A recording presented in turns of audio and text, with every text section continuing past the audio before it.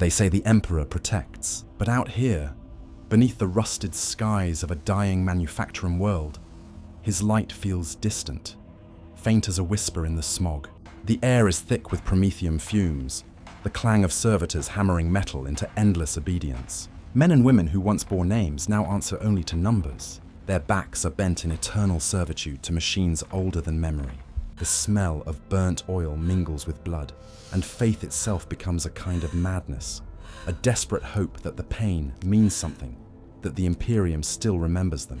This is not a tale of war, but of what happens after it, of what it means to survive in the shadow of the Imperium's perfection.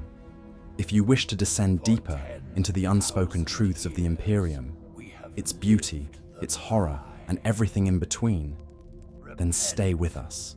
Like, share, and subscribe to ensure the light of the Emperor, or what remains of it, reaches every corner of the void. The klaxon's cry is the first sound of every morning, though no one remembers what morning once meant. It's not a sun that wakes them here, but the grinding cough of the manufactorum's ancient heart, sputtering fire through 1,000 cracked vents. The air tastes of iron dust and sweat. Even breathing feels like swallowing a mouthful of rust.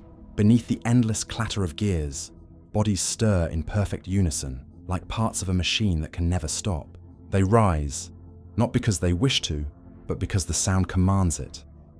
Rows of men and women line the barrack floor, their silhouettes half visible in the gloom.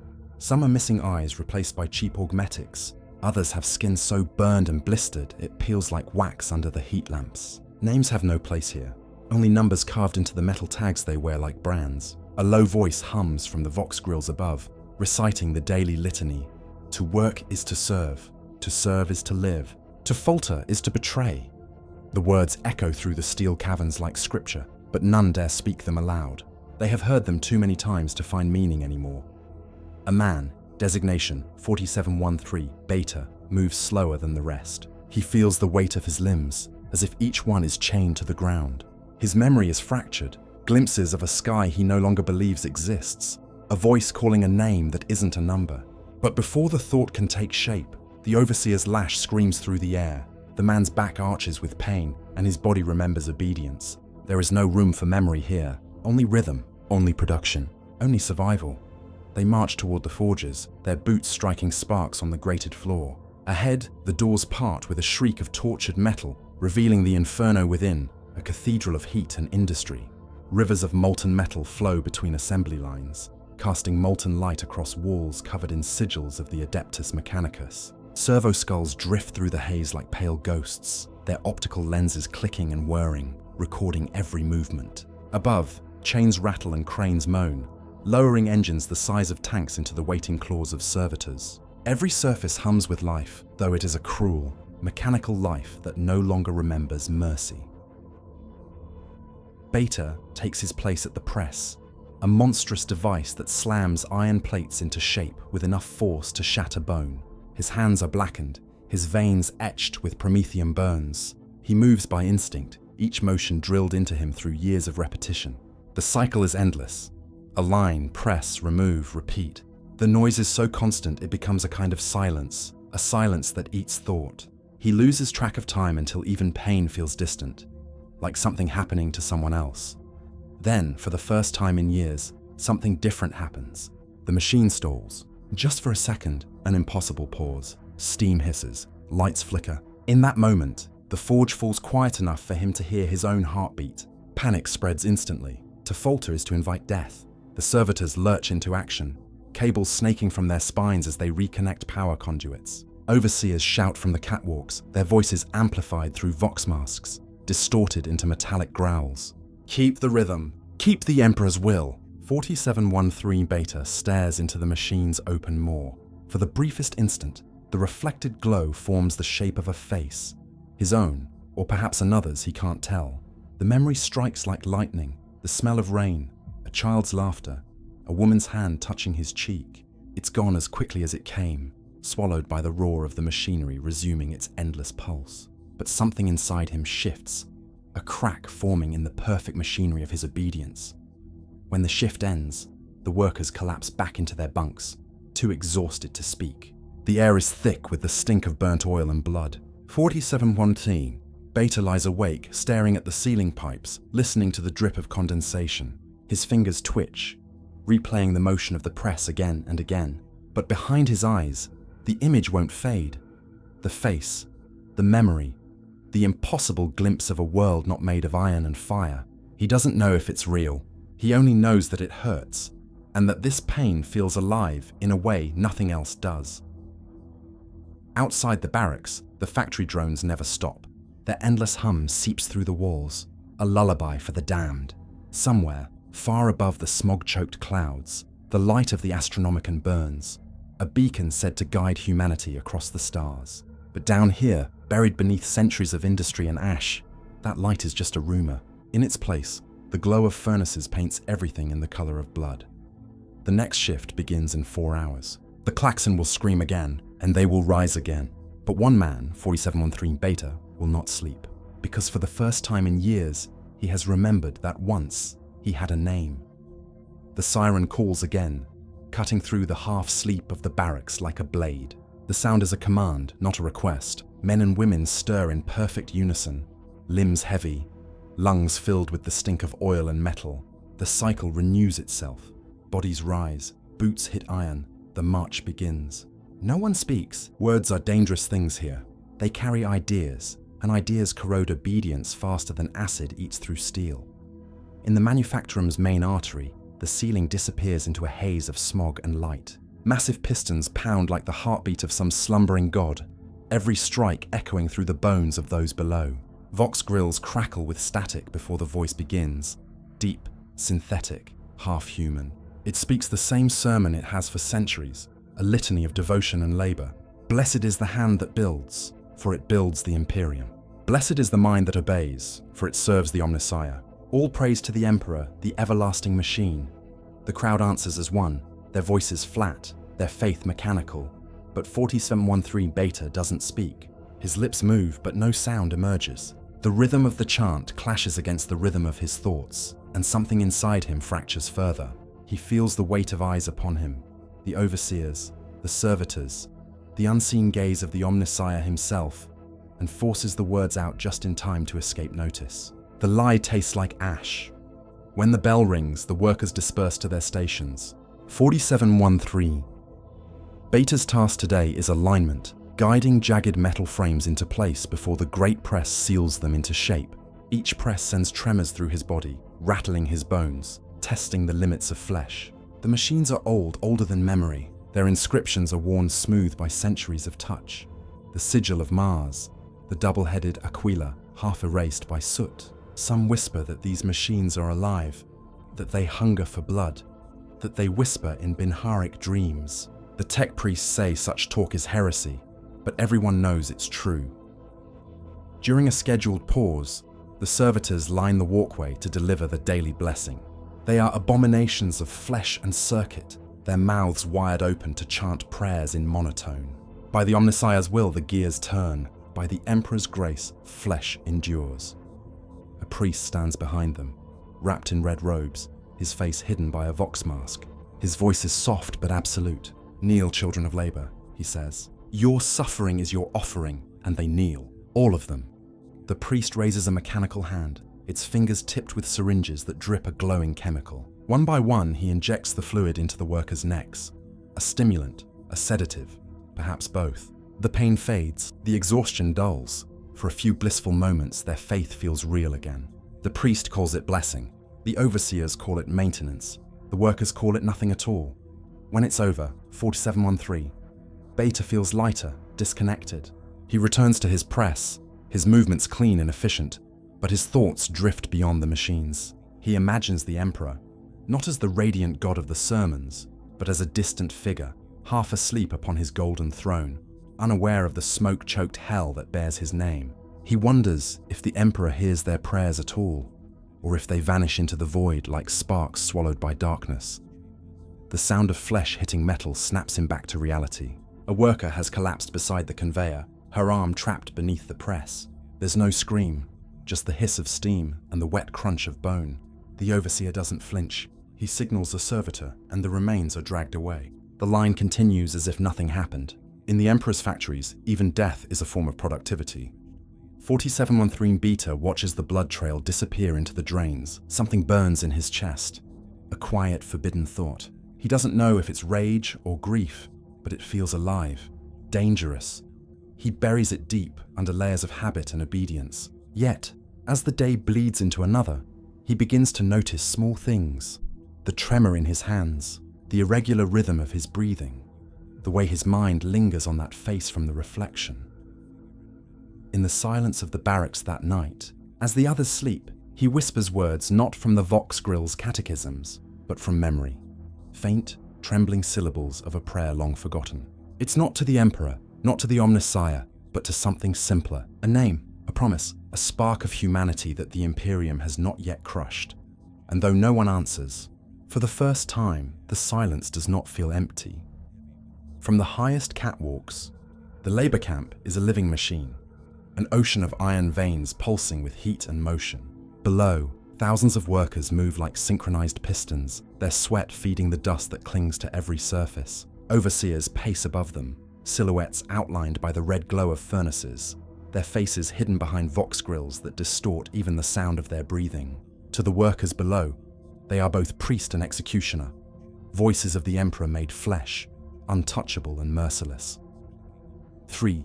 Beta keeps his eyes low, hands steady, motions perfect.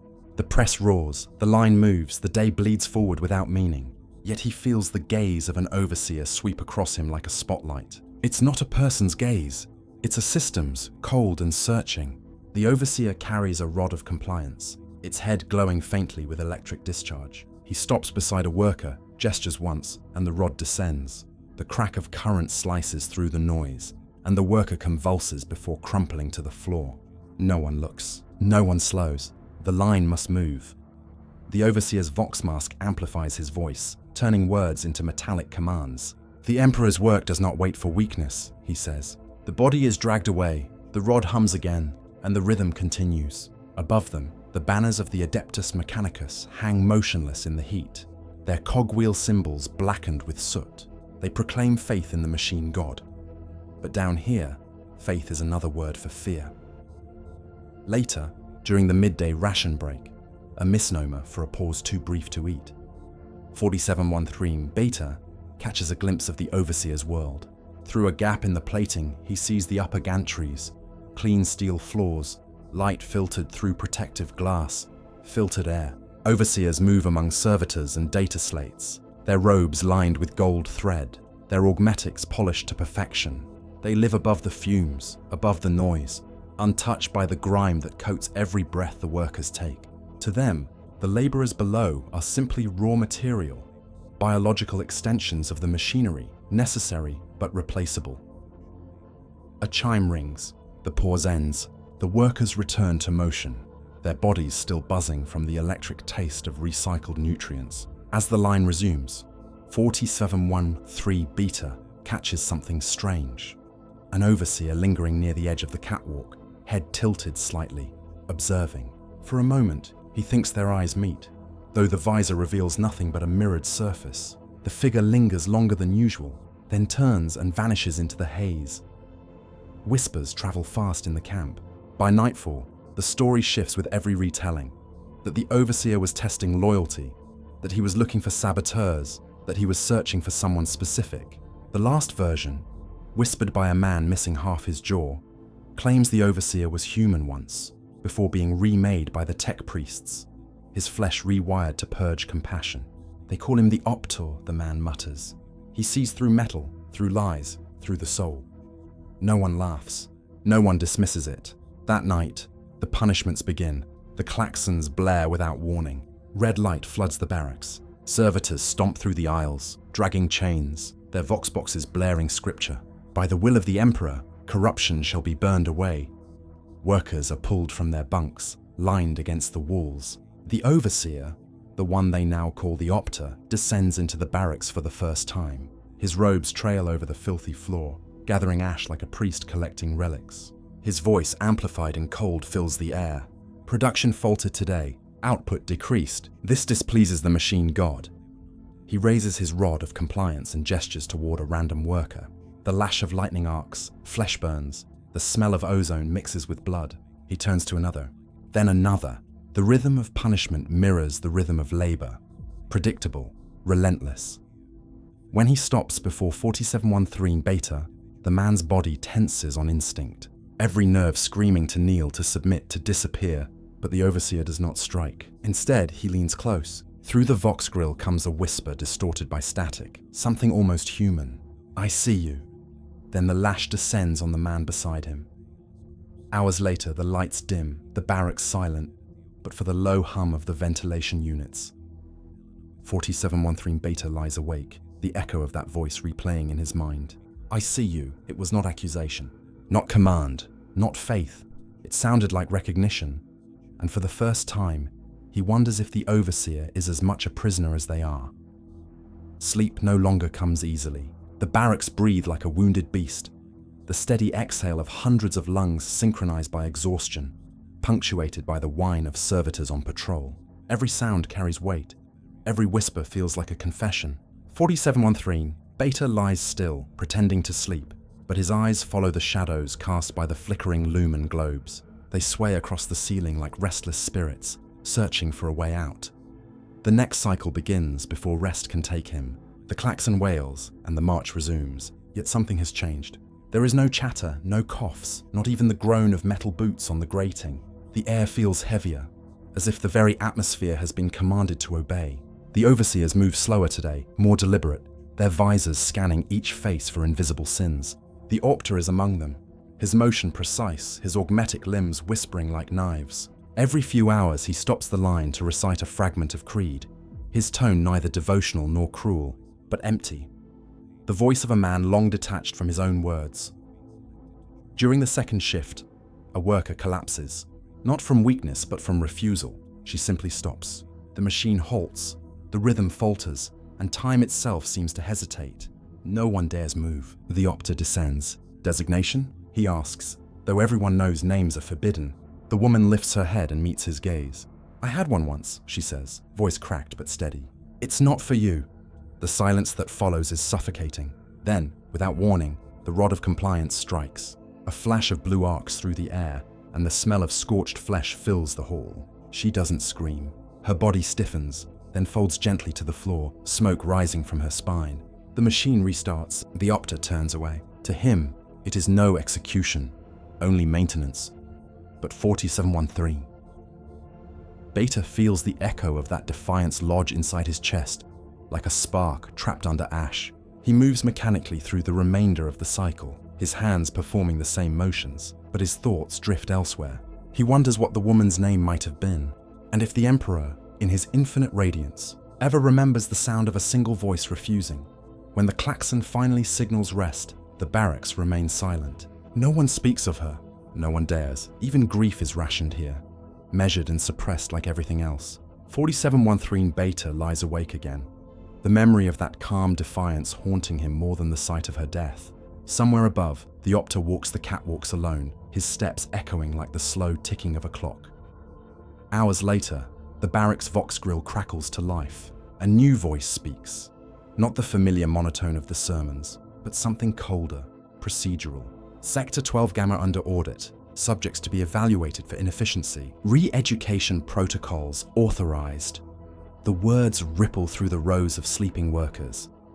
Re-education. The phrase is worse than execution.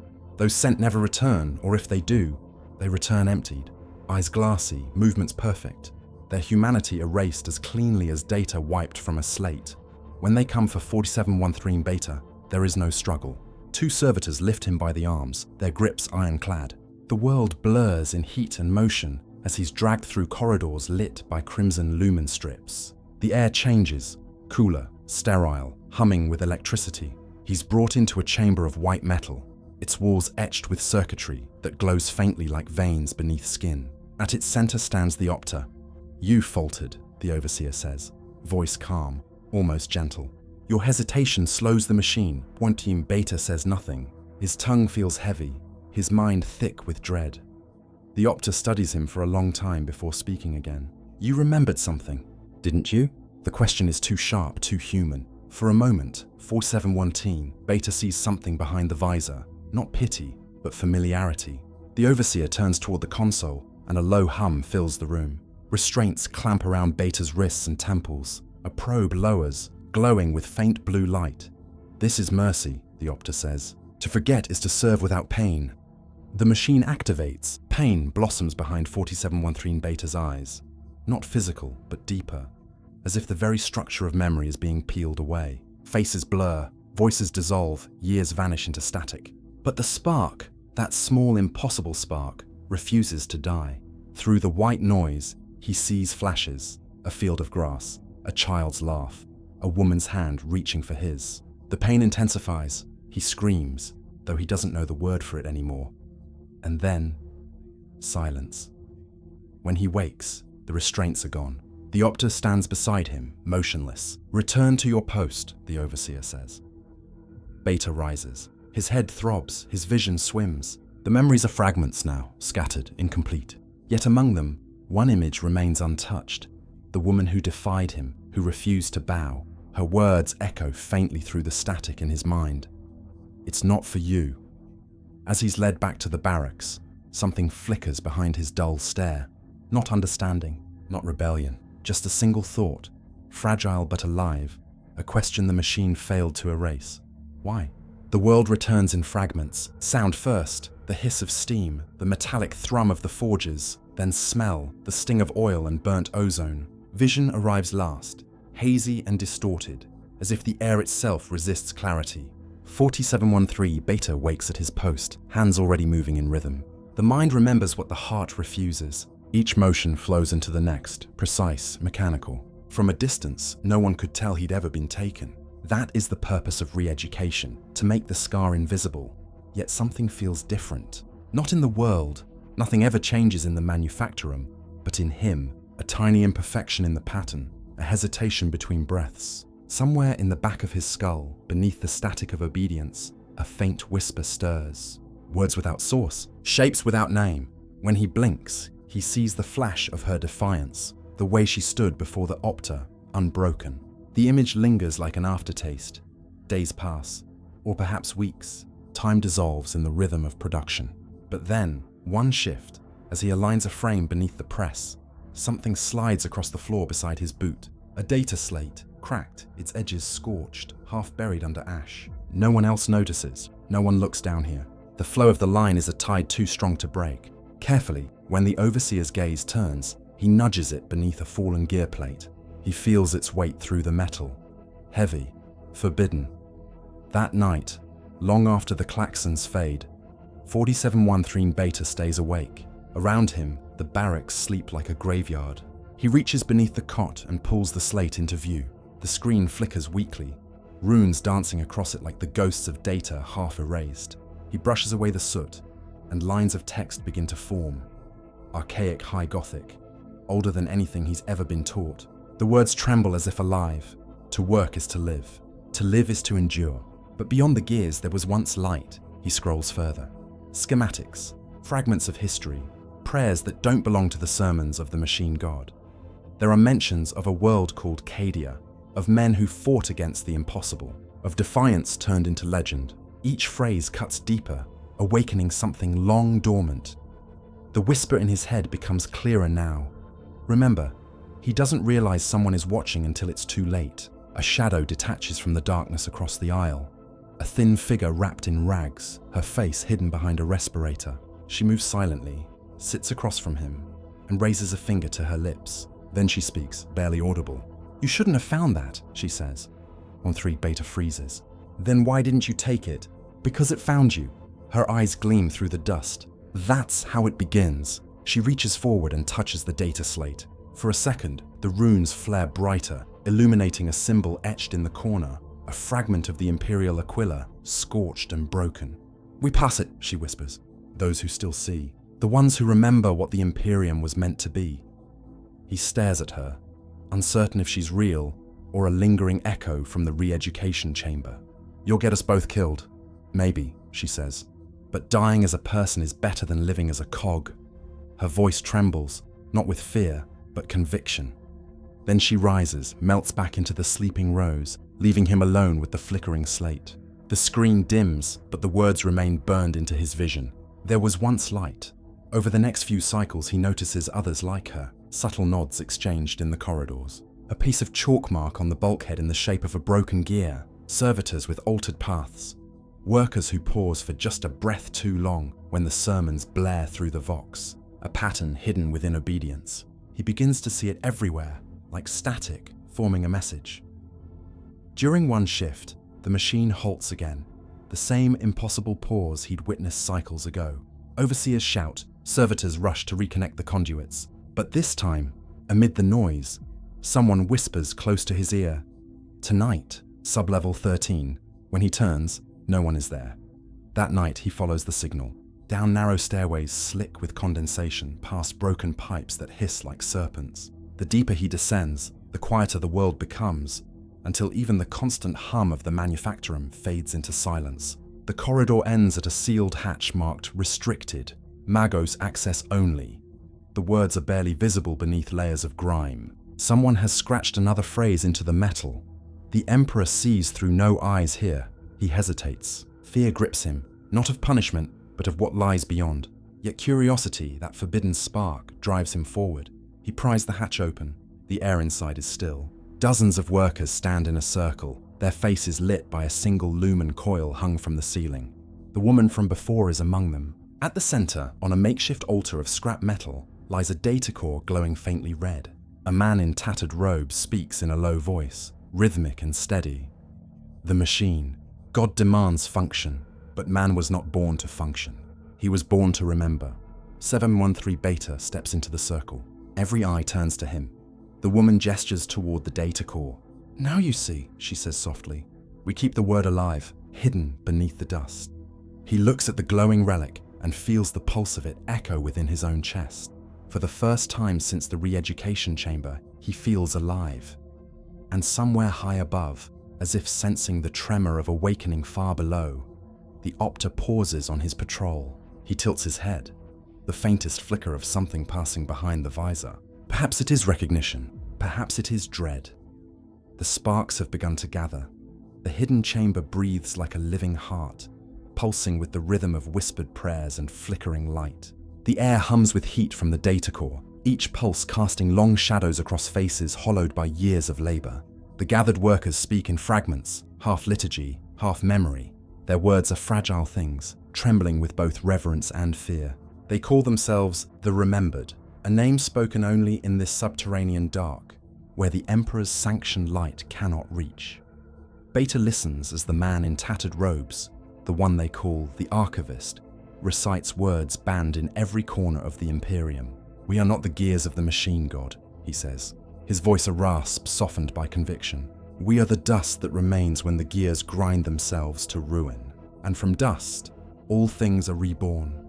His hand hovers above the glowing core as if feeling its pulse. The truth is not rebellion. It is remembrance. The others murmur assent, their voices weaving into a low hum that resonates through the metal floor. It is not the mechanical precision of the manufacturum's hymns. It is something older, human, raw. 4713 Beta feels the sound enter his bones. He realizes, with a strange sense of wonder, that he is afraid, not of punishment, but of hope. After the gathering disperses, the woman approaches him again. Her respirator hides most of her face, but her eyes are steady. "You've been seen," she says. "The overseers noticed your hesitation. The Opter doesn't forget." He looks at her, words thick on his tongue. "Why risk this?" "Because the Imperium only remembers victory. It forgets the cost. Someone has to remember the people who built it." Her voice falters, softer now. "Someone has to believe there's still light left to find." The thought lingers as they part ways. Back in the upper levels, the next shift begins with no warning. The klaxon wails, and the lines move, the air choked with heat and the smell of scorched metal. The routine should feel familiar, comforting in its predictability, but now it feels wrong. Every repetition, every perfectly timed movement seems hollow. His hands obey, but his mind rebels. The sermons blare through the vox grills, and for the first time, the words grate like static. Faith is obedience. Obedience is purity. The Emperor watches. But if the Emperor truly watches, 47-3 Beta thinks, what does he see? By mid-shift, the Opter appears on the catwalks above. His figure is unmistakable, tall, robed, outlined in crimson light. The air seems to bend around him, charged with the hum of his augmetics. Workers freeze for just a heartbeat before resuming their rhythm, heads bowed. 4713. Beta feels the Overseer's presence settle like a weight between his shoulders. When the rod of compliance strikes elsewhere on the line, the sound reverberates through his spine. Later, in the mess hall, the atmosphere is taut. Conversations stop when servitors pass. Even glances are dangerous now. 4713 Beta sits alone, the recycled nutrient paste untouched on his tray. Across the room, the woman sits with a few others, speaking softly beneath the hiss of steam vents. He cannot hear her words, but he knows their shape, faith, memory, light. When the lights dim for curfew, a new sound cuts through the hum, the chime of the Vox. Not the usual sermon. This one is sharper, colder. "Attention, Sector 12 Gamma," the voice declares. "Unauthorized gatherings have been detected. The machine god is merciful to the repentant. Report heretical activity and be spared retribution." A pause. Then, almost tenderly, "Faith tested is faith purified." The barracks fall into silence. Everyone hears it. Everyone pretends they don't. Hours later, a scream breaks the quiet, short, strangled, and abruptly cut off. The servitors arrive moments after, dragging the limp form of the archivist behind them. His data core trails sparks as it scrapes the floor. No one moves. No one breathes. The Opter follows, slow and methodical, his steps deliberate. He surveys the rows of sleeping bodies, or pretending to sleep bodies, with mechanical precision. His voice echoes through the Vox grill, distorted into something inhuman. Faith without structure breeds decay. Decay breeds rebellion. Rebellion breeds death. He stops near 4713 Beta's bunk. The mask tilts slightly, the mirrored surface reflecting his own terrified face. For an eternity, nothing happens. Then the Overseer turns and walks away, his shadow stretching long and thin across the floor. The servitors drag the body into the corridor. The door seals shut. The hum resumes. When morning comes, the work cycle begins as if nothing happened. The barracks are silent. The data core is gone. But when 4713 Beta glances toward the woman, she looks back at him and taps her hand twice against the table. A signal. The word lives. He nods almost imperceptibly. In that moment, something changes. The fear doesn't vanish, but it finds a shape, a direction. What began as whispers has become a current.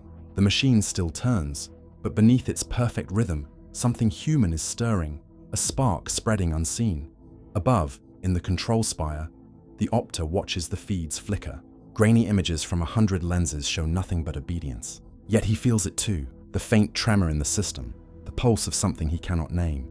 He touches the side of his visor, where the flesh meets the augmetic. For a moment his hand trembles. He does not understand why.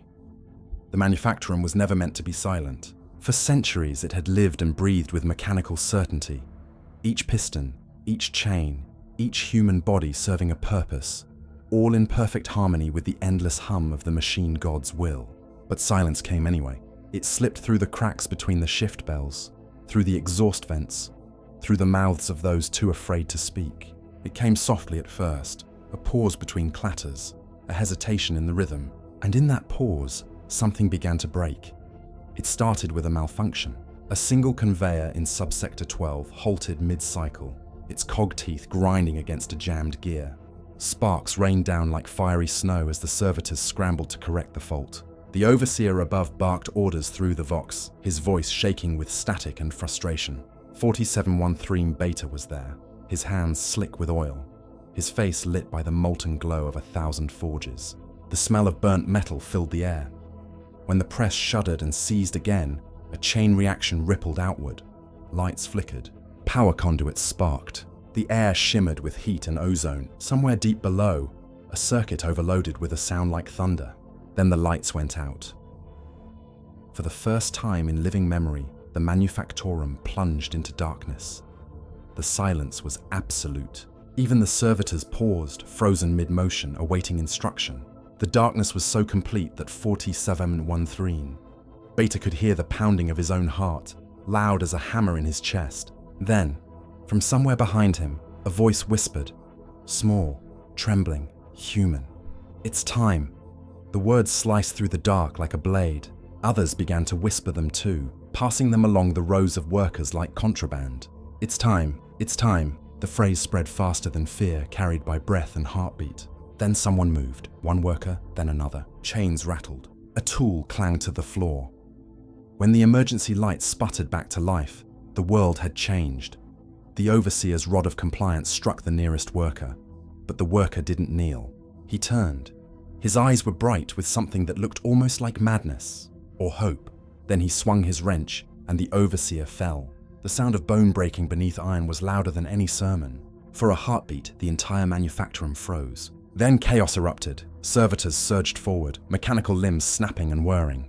Workers fought back with tools, chains, their bare hands. A storm of screams and metal filled the hall.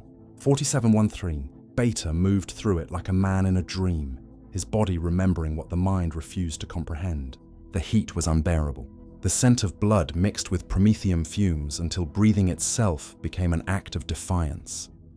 He saw the woman, the one who had given him the slate, standing atop a platform, shouting over the roar of machinery.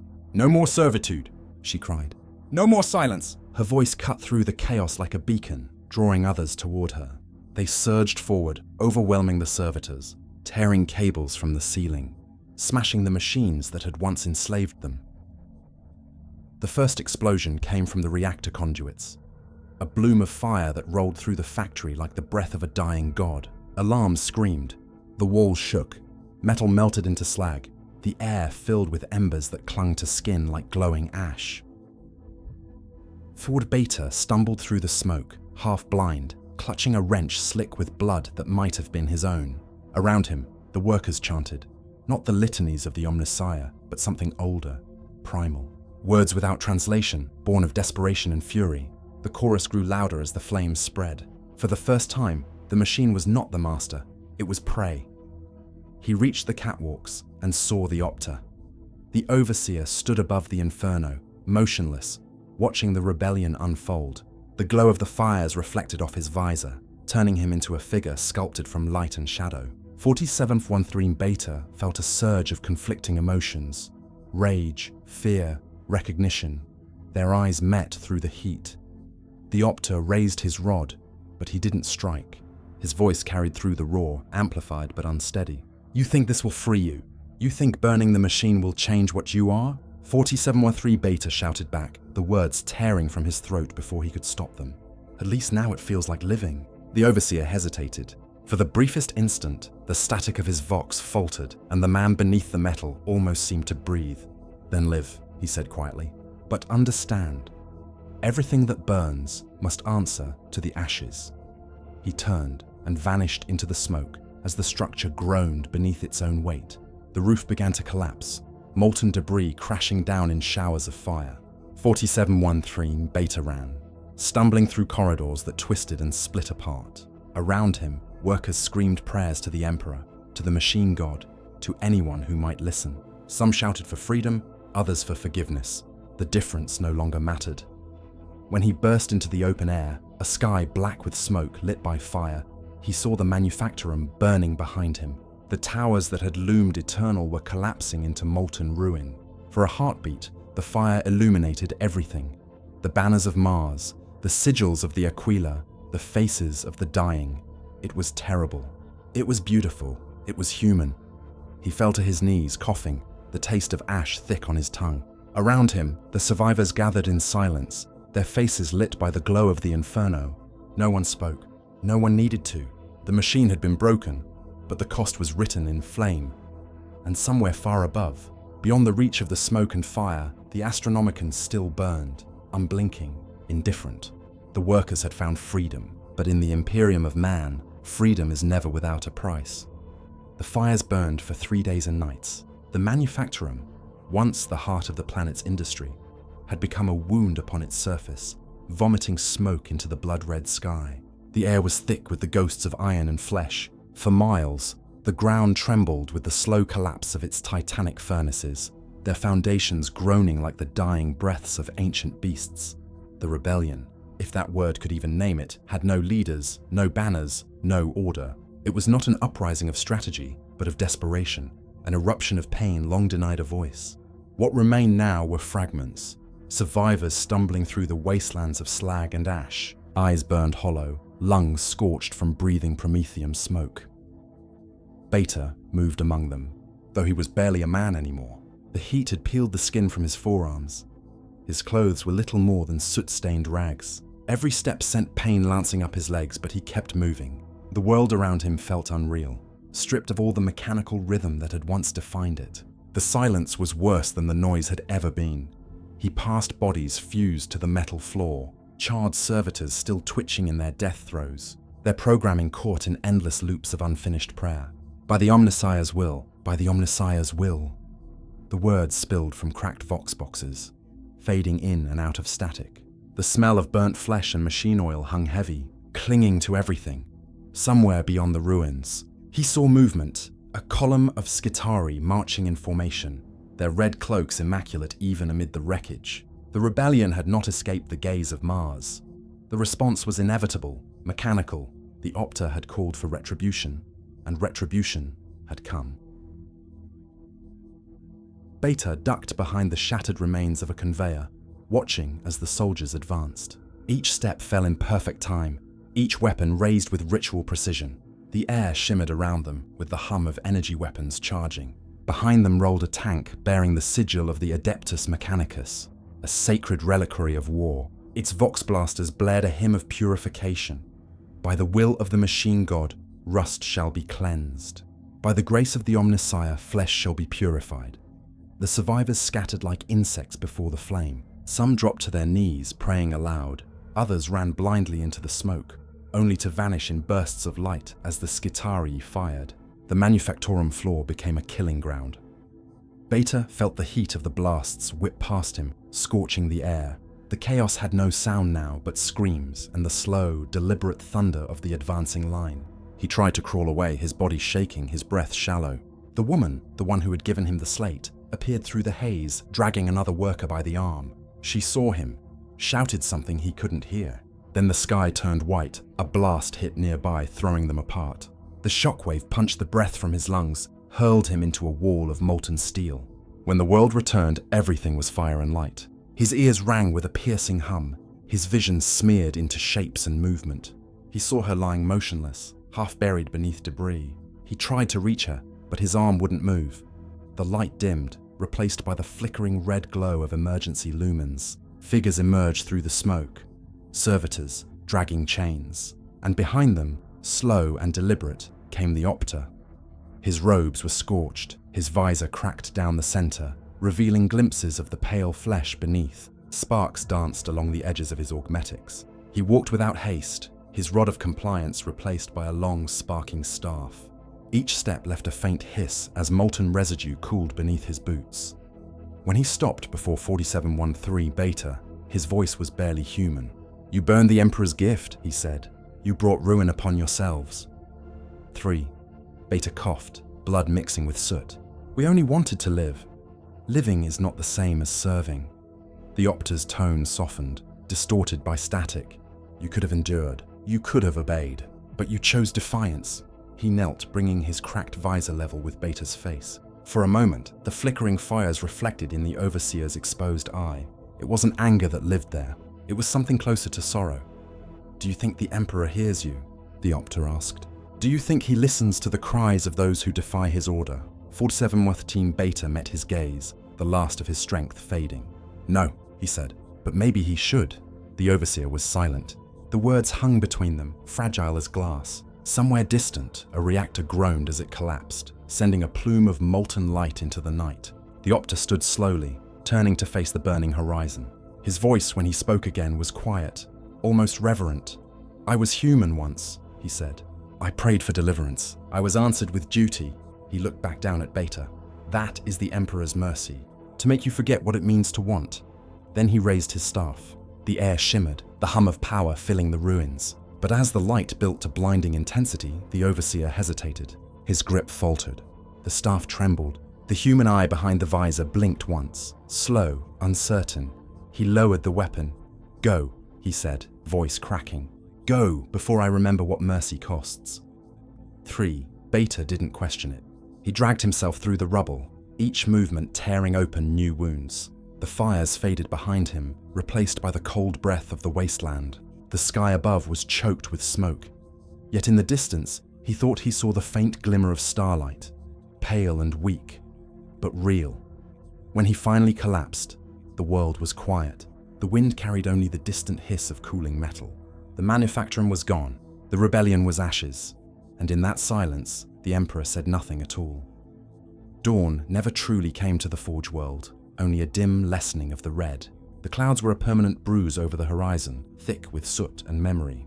Where the manufactorum once stood, there was only ruin. Slag rivers hardened into glass. Towers collapsed into crooked silhouettes. The wind howled through broken ducts, carrying the echo of machinery long stilled. Beta woke amid the wreckage. His body was a map of burns and scars, his breath shallow and wet. Each inhalation tasted of ash and iron. He could not remember how long he'd been walking, only that the fire behind him had finally died. Around him, the ground steamed where promethium had cooled, forming black pools that reflected the dull red sky. He found others in the wastes, silent, hollow-eyed remnants of the revolt. They moved together without speaking, a small procession of the damned. Every face bore the same expression. Not victory, not despair, but a kind of stunned awareness, as if they'd awoken from a dream too heavy to name. They shared what little water they found, trickling through rusted pipes, and spoke no prayers. Faith had burned with the forges. At night, they huddled beneath the skeleton of a fallen spire. The metal radiated a faint heat that felt almost like comfort. One of them, an older man with a missing arm, began to hum an old manufactorum hymn, but the tune faltered halfway through. 47 Enor 3. Beta listened and realized he remembered the words, yet could not bring himself to sing them. Instead, he whispered to the ground, "We lived!" The sound vanished into the wind, too small to matter. On the third day, they reached the edge of the Hab district. Here the air was clearer. The smoke thinned enough to reveal a glimpse of sky. It wasn't blue, only a pale grey washed with amber light, but to them it looked holy. They stopped and stared, each trying to remember what sky had once meant. For the first time, the sun's reflection touched their faces. The warmth hurt. Among the debris, 4713, Beta found the remnants of the data slate. Its casing was cracked, the screen dead, but the Aquila symbol still showed faintly through the soot. He brushed the dirt away with trembling fingers. The gesture felt ceremonial. When he looked up, the woman from before was standing a few paces away, her respirator gone, her face bare for the first time. She was younger than he'd imagined, her eyes raw from smoke. "Does it still speak?" she asked. He shook his head. "No, but I remember what it said." "That's enough," she replied. They buried the slate in the ash, marking the spot with a broken gear. No words, no chants, just a silence that felt sacred. Around them, the survivors stood in a circle until the wind covered the mark completely. The ashes whispered as they shifted, and for a fleeting moment, the sound resembled breathing, like the planet itself exhaling after centuries of holding its breath. As darkness fell, a faint shimmer appeared in the sky. A passing ship, its hull reflecting the dying light. The survivors watched in awe. To them, it was not rescue but proof that the Imperium still moved above, vast and indifferent, blind to the suffering below. 3. Beta thought of the Opter. Was he still alive in the ruins, tending to the silence he'd helped create? Or had the fire taken him too, freeing whatever part of him still remembered being human? The question offered no comfort, only weight. He lay back against the cooling metal, eyes fixed on the faint glow of the stars struggling through the smoke. Somewhere out there, he imagined, other worlds labored under the same endless creeds, the same blind devotion. But here, in this forgotten corner of the galaxy, something different had taken root. A single truth whispered through the ash. That man could break, burn, and still remember himself. The wind rose, carrying the sound across the wastes. It was impossible to tell if it was prayer or echo, but it lingered long after the last fires died. In the weeks that followed, the survivors became part of the landscape. The manufactorum's corpse loomed in the distance, a jagged monument to what had been both their prison and their birthplace. The ashes cooled, but the memory of fire lingered. They built shelters from the bones of machines, welded plates of scorched steel into walls, and gathered water from condensation still dripping down the pipes. It was not life as they had known it, but something closer to freedom, harsh, uncertain, and real. 3. Beta's body healed unevenly. His left hand trembled when he tried to grip tools. His lungs burned with every breath, and yet he worked. Work had always defined existence. Now, it simply had a different master. The rhythm remained, but the meaning had changed. They built for themselves, not for quotas or litanies. In place of sermons, there was silence. In that silence, a kind of peace grew, fragile, temporary, but enough.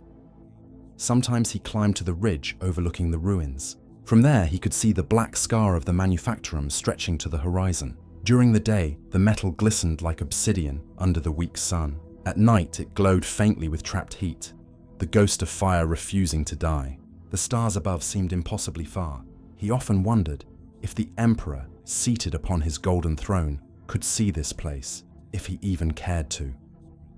One evening, as dusk painted the world in red and gold, the woman joined him. Her face was drawn, her eyes sunken but alive. She sat beside him without speaking for a long time.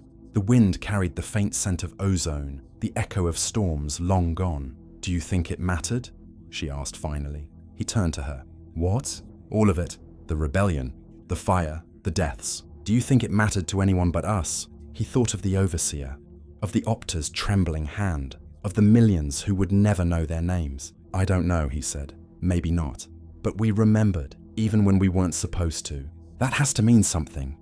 She looked out at the horizon where the sun bled into the smog. "Maybe that's what the Emperor wanted all along," she said quietly. "For someone to remember what humanity feels like." Her words hung in the air, carried away by the wind. The last light of day caught the edge of her face, turning her profile into a silhouette of iron and flame. For a moment, she looked like a saint in a cathedral of ruin. As night fell, they returned to the camp. The survivors gathered around a small fire fed by splinters of broken machinery. The glow cast their shadows tall against the walls, and for the first time, someone began to sing. It wasn't a hymn of the Mechanicus, or a prayer to the Emperor. It was older, wordless, filled with longing and memory. One by one, others joined in until the sound filled the empty plain. Beta listened, feeling something stir deep within the hollow that re-education had carved into him. It wasn't faith, not anymore. Faith had been stolen, twisted into obedience. What he felt now was quieter but stronger, a will to endure, to exist in spite of the silence. When the fire finally burned low, he looked up at the stars. Through the thinning smoke, one shone brighter than the rest, faint and golden. It reminded him of the stories whispered in the dark, of a light that guided humanity across the stars. He didn't know if it was real. He didn't care. It was enough that it was there. He closed his eyes and let the wind wash over him. Tomorrow they would rebuild. Not an empire, not a creed, just life. Raw, imperfect, defiant. Far above, in orbit, a distant Mechanicus frigate recorded the devastation below, its data slates noting the event as localized unrest, cause, atmospheric malfunction. No mention of rebellion, no mention of the dead. The entry was sealed, archived, forgotten. But on the surface, amid the ash and ruin, the survivors remembered. And as long as memory endured, something human remained. The stars flickered faintly overhead, their light pale but unwavering, echoes of a forgotten promise. In the endless shadow of the Imperium, it was not victory they had found, nor forgiveness, only the quiet, enduring truth of what it meant to still be alive. And somewhere, deep within that silence, the Emperor, if he ever truly heard them, remained silent still.